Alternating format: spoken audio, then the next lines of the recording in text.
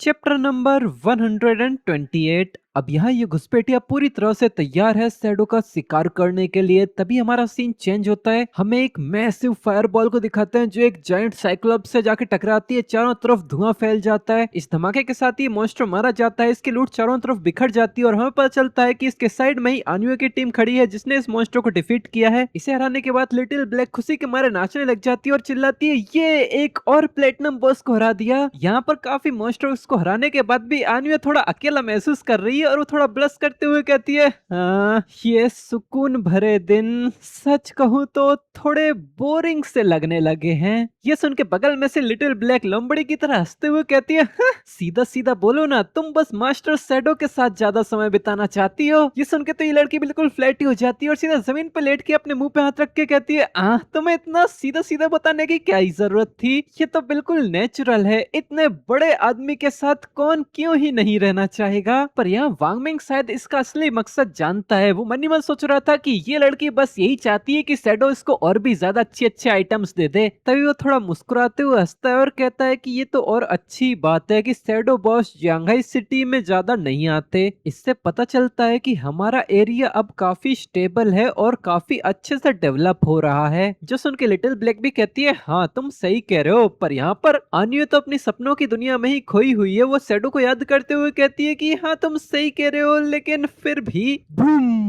तभी उसके पीछे से एक जोरदार धमाका होता है जिसकी वजह से काफी ज्यादा शॉक हो जाती है। वांगमिंग की पूरी टीम धमाके की वजह से काफी ज्यादा शॉक हो चुके थे। वो सब उसकी तरफ देखते हैं। आनुया भी लेटे लेटे ही उसकी तरफ देखने लगती है। पीछे से वहां पर बहुत जोरदार क्रिम्सन ब्लास्ट हुआ है। चारों तरफ रेड लाइट बिखर चुकी है। ऐसा लग रहा है कि उस पूरे एरिया को किसी क्रिम्सन डोमेन ने घेर लिया है। पीछे से वांगमिंग थोड़ा हिचकिचाते हुए कहता है कि ये हुआ क्या। आनुया भी काफी सीरियस अंदाज में कहती है कि ये तो सिटी सेंटर में स्टैच्यू के पास रिस्पॉन पॉइंट की तरफ से आ रहा है। वो सिटी सेंटर में बसे हुए एक ऑफिसर को कांटेक्ट करती है। सामने से कोई कहता है, कैप्टन कैप्टन आनुए। आनुए कहती है, क्या हुआ, जल्दी बताओ मुझे क्या हुआ वहाँ। तो सामने से कोई काफी ज्यादा घबराते हुए कहता है कि एक एक एक एपिक एपिक एपिक लेवल का बॉस सिटी के सेंटर में आ गया, आहा। और ऐसी उसकी चीखों के साथ ये कांटेक्ट कट हो जाता है। ये सब सुन के यहाँ आनुए के तो पसीने छूटने लगे थे। वो काफी ज्यादा घबरा चुकी थी और वो कहती है, क्या एक एपिक लेवल का बॉस। एकदम से ये सब होता देख के आनुए को काफी बड़ा सदमा लगा था। हमें दूसरी तरफ दिखाते हैं, सिटी के सेंटर में तो तबाही मच रखी है। बवंडर, तूफान, बिजली, धमाके, चारों तरफ बुम बुम बुम बुम करके हुए चारों तरफ तबाही का मंजर है। इस डिसास्टर के दौरान काउंटलेस लोगों की चीखें डूब चुकी हैं। सिटी के सेंटर से चारों तरफ एक बहुत ही बड़ा क्रिम्सन टोर्नेडो घूमने लगा है। इसका फोर्स इतना ज्यादा है कि ना चाहते हुए भी काफी सारे लोग इस टोर्नेडो में खिंचे चले जा रहे हैं और इसके बीच में आते ही हर इंसान की हड्डियां चकनाचूर हो जाती हैं और सीधा ही वो मारे जाते हैं। हमें दिखाते हैं कि ये खतरनाक टोर्नेडो इस डेथविंग एंजल ने अपने पंखों के द्वारा शुरू किया है। इसके पंखों से काफी सारा क्रिम्सन स्लेसेस निकलते जा रहे हैं जो दूर खड़े इंसानों को भी काटते जा रहे थे। जब कोई सिस्टम की हेल्प से इसकी इंफॉर्मेशन जानने की कोशिश करता है तो उसे पता चलता है कि ये है सिटी ऑफ डेथ का गार्डियन, एक लेवल 35 का epic grade monster deathwing angel. City centre में इतनी तबाही मचाने के बाद भी यहाँ ऐसा कोई नहीं है जो इसे अभी तक एक माइनर स्क्रैच भी दे पाया हो। अब तक काफी सारे लोग मर चुके हैं और ये सब रिस्पॉन होकर सीधे सिटी के सेंटर में स्टेच्यू के नीचे रिस्पॉन भी हो जाते हैं। लेकिन रिस्पॉन होने के बाद एक चैन की सांस भरने की बजाय इनके चेहरे पे खौफनाक एक्सप्रेशंस हैं, क्योंकि दोबारा पैदा होने के बाद उनकी नजर दोबारा आसमान में उड़ते उस मौत के सौदागर डेथविंग एंजल पे पड़ती है। जिन्होंने पहले इस मॉन्स्टर की कोई नोटिफिकेशन नहीं देखी थी तो वो अब देख लेते हैं और कहते हैं कि आखिर ये डेथविंग एंजल है क्या चीज। दूसरा घबराते हुए कहता है कि अब यहाँ जियांगहाई सिटी के सेंटर में एक एपिक ग्रेड का बॉस आ कहां से गया। पर डेथविंग एंजल इन लोगों को कुछ रिएक्ट करने का मौका ही नहीं देता। इन लोगों की आंखें फटी की फटी रह जाती हैं और वहीं एक स्लेश आके इन सभी का गर्दन ही उड़ा देता है। ये देख के सबकी सब काफी ज्यादा सदमे में है, क्योंकि मरने के बाद ये दोबारा से यहीं पर ही तो समन होने वाले हैं। दूसरी तरफ से हमें डेथविंग एंजल को दिखाते हैं और हमें पता चलता है कि ये जानबूझ के स्पॉन पॉइंट को ही टारगेट कर रहा है। जैसे स्पॉन पॉइंट के ऊपर कुछ लोग जमा हो जाते हैं, ये अपना एक बड़ा सा स्लैश मार के पूरी जगह को ही तबाह कर देता है। और सबसे ज्यादा दिल दहलाने वाली बात यह है कि मरने के बाद ये दोबारा से उसी जगह पर रिस्पॉन हो चुके हैं। सबके सब काफी बड़े सदमे में है। एक कहता है, ओ नो, ये तो रिस्पॉन पॉइंट पे ही है। गिल्ड के बिना रहने वाले हम जैसे लोन वुल्फ्स तो यहीं पर फंसे रह जाएंगे और पूरी तरह खत्म होने तक बस मरते ही रहेंगे। दूसरा तो पागलों की तरह चिल्लाने लगता है, हेल्प हेल्प, बचाओ प्लीज, यहाँ पर ऑफिशियल अथॉरिटीज कहाँ हैं। तीसरा तो ऑलरेडी हार मान चुका था और वो थोड़ा मुस्कुराते हुए कहता है, बचाओ,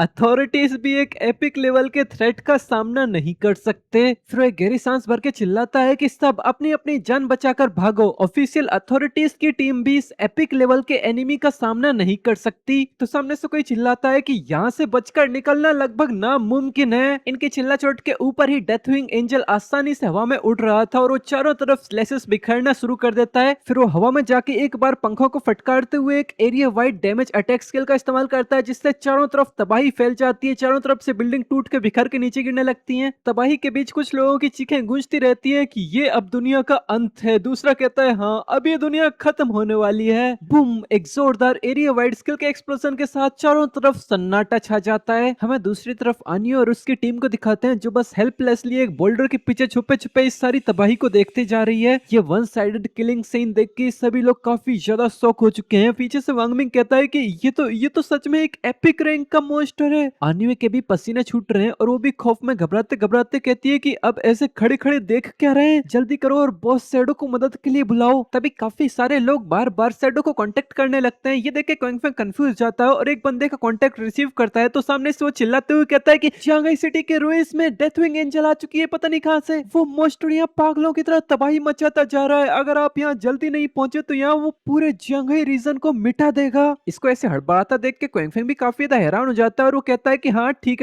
है मैं अभी वहां पहुंच रहा हूँ। फिर वो टाइम वेस्ट ना करने के लिए सीधा अपनी गिल्ड के वॉर टाइम टेलीपोर्टेशन फंक्शन को एक्टिवेट करता है, जो दिन में सिर्फ एक ही बार यूज किया जा सकता है, और सीधा सिटी ऑफ डेड से टेलीपोर्टेशन फंक्शन को ओपन करते हुए अपने ही हाइडआउट के अंदर टेलीपोर्ट हो जाता है। डिंग, तुम प्यूरिफिकेशन ग्राउंड हाइडआउट में टेलीपोर्ट हो चुके हो। पर यहाँ पर क्विंग फैंग काफी ज्यादा कंफ्यूज नजर आ रहा था। वो मनी मन सोचता है कि ये तो बड़ी अजीब बात है, एक डेथविंग एंजल तो सिर्फ जमीन में बहुत ही ज्यादा गहराई वाले हिस्से में ही स्पॉन होना चाहिए, फिर ये शंघाई सिटी रुइंस में कैसे स्पॉन हो गया। पर वो यहाँ सोच विचार करने में ज्यादा समय बर्बाद नहीं करता। वो तुरंत ही यहाँ से बाहर निकलता है, ओसाइरिस को समन करता है और उसके ऊपर सवार होकर सीधा शंघाई सिटी की तरफ निकल जाता है। वो सोच रहा था कि पहले भी बॉसेस के ऐसे रैंडमली स्पॉन हो जाने के कुछ केसेस देखे गए हैं, लेकिन वो हमेशा ही एवरेज प्लेयर के लेवल के हिसाब से ही स्पॉन होते हैं। गॉड फॉरसेकन गेम की करंट प्रोग्रेस को देखते हुए किसी एपिक रैंक के बॉस का अचानक से स्पॉन हो जाना तो बिल्कुल ही इम्पॉसिबल है। फिर हमारा सीन चेंज होता है और अब हमें शंघाई सिटी सेंटर को दिखाते हैं, जो पूरा क्रिम्सन कलर से नहा चुका है। चारों तरफ कई सारे डेडली स्लेसेस घूमते जा रहे हैं। यहीं पर थोड़ी ही दूरी पे एक बोल्डर के पीछे यहाँ घुसपैठिया और उसके साथ एक और ब्लैक कोल में पर्सन छुपा हुआ है। घुसपैठिया इस ब्लैक क्लोक वाले पर्सन से कहता है कि अब तुम्हें भी तैयार हो जाना चाहिए। तो पीछे से वो बंदा कहता है कि ठीक है जरूर। इतना कहते ही वो यहाँ से छलांग मार के चला जाता है। हमें पता चलता है कि वो अब भी सोल वॉकर फॉर्म में है और वो यहाँ सिटी के स्टैच्यू के पास आके उसी के अंदर जाने की कोशिश कर रहा है, और बस कुछ ही पलों में उस घुसपैठिए की सोल वॉकर एबिलिटी की मदद से ये स्टैच्यू के अंदर घुस जाता है।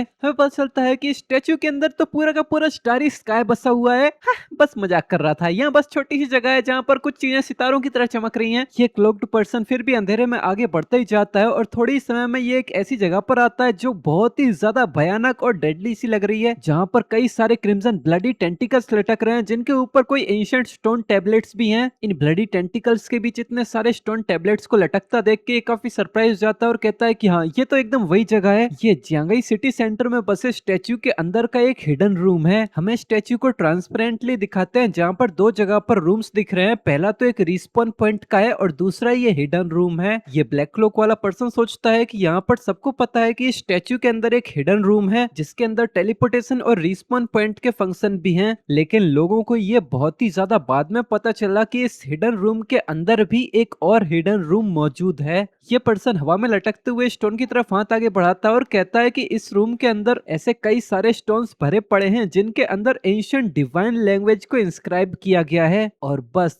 जैसे ही इन्हें एक स्पेसिफिक ऑर्डर में एक्टिवेट किया जाएगा यहाँ पर तभी अचानक से वो फिसलने लगती है, उसका पैर अपने ही पैर में लड़खड़ा जाता है और वो तुरंत इस स्टोन से टकराते हुए सीधा मुंह के बल जमीन पे ही गिरती है। इससे हमें पता चल जाता है कि ये क्लॉक पर्सन कोई और नहीं बल्कि क्वीन शायू है, एमसी की बहन। पहले तो वो बस आउच उच करते हुए यहाँ पर चीख रही थी, फिर एकदम से वो काफी ज्यादा गुस्से में अपने दांत पीसने लगती है। इवन उसकी नाक से भी खून आने लगा है और वो काफी ज्यादा सिसकियां भरते हुए कहती है कि बस मैं इन्हें एक स्पेसिफिक ऑर्डर में अरेंज करके एक्टिवेट कर दूं और फिर इस स्टोन के स्टैच्यू के अंदर सील्ड एक एपिक रैंक का बॉस रिलीज हो जाएगा। पर फनी चीज ये है कि उसे याद ही नहीं आ रहा है कि इन पैटर्न्स को एक्टिवेट कैसे किया जाए, तो वो रोते रोते अब सोचने लग जाती है, नहीं एक मिनट रुको, क्विंग फैंग ने जब इसे एक्टिवेट किया था तो पहले उसने किस पैटर्न का यूज किया था। पर तभी उसके दिमाग में एक अनजान फोर्स उसको सारे पैटर्न्स की याद दिलाने लगती है। उसके साथ साथ उसकी पास्ट मेमोरीज के काफी सारे फ्रेगमेंट्स उससे याद आने लगे थे। धीरे धीरे करके उसे सारे पैटर्न के बारे में याद आने लगता है। वो ये नहीं सोचती कि ये सब हो कैसे रहा है, बल्कि वो ये सोचने लगती है कि जरूर मेरी ही एबिलिटी इतनी शानदार है कि जब भी जिनकी जरूरत पड़ती है वो सारी मेमोरीज मेरे पास आ जाती हैं। पता नहीं क्यों ये मेमोरीज तो कब की धुंधली हो जाने चाहिए थी, लेकिन अब ये मेरे दिमाग में बिल्कुल साफ दिखाई दे रही हैं। हाँ, शायद भगवान भी मेरा साथ दे रहा है। फिर वो पागलों की तरह इन स्टोन टेबलेट्स की तरफ हाथ आगे बढ़ाते हुए इनको अरेंज करने लगती है और वो सनक्यू की तरह चिल्लाती जाती है कि बस मुझे शैडो को मारने के लिए मेरी मदद करो और मैं वो सब कुछ वापस ले लूंगी जो राइटफुली मेरा ही है। खोइंग फैंग, मुझे दोष मत देना, गलती पहले तुम्हारी ही थी। ऐसा लग रहा है कि उस घुसपैठिए के साथ रहते रहते धीरे धीरे करके ये लड़की बिल्कुल पागल सी होने लगी है। ये लड़की पैटर्न सॉल्व करते हुए अब भी ये बड़बड़ाती जा रही थी कि तुम्हें अपनी पिछली जिंदगी में ये अच्छी तरह से पता था कि लड़कियों को प्यार और केयर चाहिए होती है। जब मैं लेवल अप करती थी तुम मेरे साथ रहते थे, मेरे इक्विपमेंट्स को अपग्रेड करने में भी तुम मेरी मदद करते थे और चाहे मैं कितनी भी परेशान होती तुम हमेशा मुझे संभाल लेते थे। फिर वो काफी जोर जोर से हिचकियां भरते हुए रोने लग जाती है। अब तो उसका पूरा चेहरा ही डिस्टॉर्ट होने लगा था और वो काफी ज्यादा हिचकियां भरते हुए कहती है कि लेकिन लेकिन इस जिंदगी में तुमने मुझे अकेला क्यों छोड़ दिया? तुमने मुझे अपने हाल पर जीने के लिए मजबूर कर दिया और मुझे इस हालत तक पहुंचा दिया। मुझे तो बस सॉन्गफाई पसंद है, आखिर कौन सी लड़की सॉन्गफाई को पसंद नहीं करेगी? क्विंगफिंग, क्या तुम्हें सच में लगता है कि मैं तुम्हारे बिना लेवल अप कर ही नहीं सकती? इसके इतना कहते कहते हमें बाहर की तरफ दिखाते हैं, जहाँ पर चारों तरफ इस क्रिम्सन मिस्ट के अंदर वो स्टैचू के अंदर काफी ज्यादा वाइब्रेशन सी होने लगती है। फिर अचानक से हमें दिखाते हैं कि वो स्टैचू जी उठता है, उसकी आंखें खुलती है जिसके अंदर से काफी ज्यादा ब्लू ऑरा बाहर आने लगता है। अंदर से कोई शवी की आवाज आती है कि मैं हमेशा से ही ऐसी लड़की रही हूँ जिसे किसी एक दायरे में बांधा नहीं जा सकता। और इसके इतना कहते ही ये वाला चैप्टर खत्म हो जाता है। सो जाने से पहले इस वीडियो को लाइक कर देना और जितना ज्यादा हो सके उतना ज्यादा इसको हाइप कर देना। कमेंट में बताना कि तुम लोगों को ये चैप्टर कैसा लगा है। और हाँ, चैनल पे जितनी भी नई नई सीरीज आ रही हैं उन्हें भी कभी और सपोर्ट कर दिया करो। इन पे व्यूज कम आते हैं तो फिर मेरा भी मन नहीं करता इनको आगे का एक्सप्लेन करने का। और अब से मैं भी ये कोशिश करूंगा कि जितना ज्यादा हो सके मैं उतना ज्यादा बड़ा वीडियो डाला करूँ। ठीक है, तो मिलते हैं नेक्स्ट एपिसोड, तब तक के लिए बाय बाय।